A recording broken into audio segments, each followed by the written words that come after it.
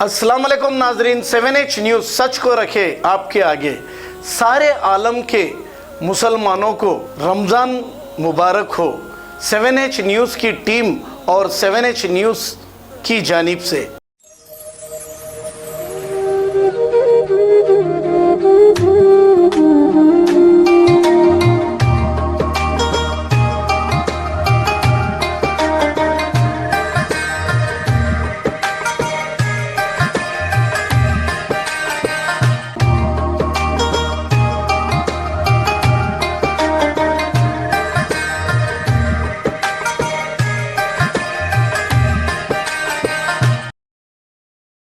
अब आपको गुर्दे में और पित्ते में पथरी यानी किडनी स्टोन या गैल ब्लैडर स्टोन होने पर नहीं है घबराने की ज़रूरत।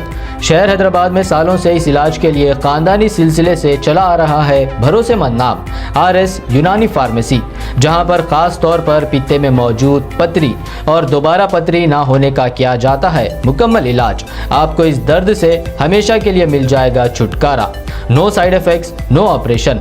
तशखीस करते हुए दवाएं की जाती है फराहम। तो देर ना करें, जल्द ही तशरीफ़ लाए RS यूनानी pharmacy, Bahadurpura X road, opposite Canara bank, Hyderabad. मज़ीद तफसीलात के लिए रब्त करें 9390610436 पर।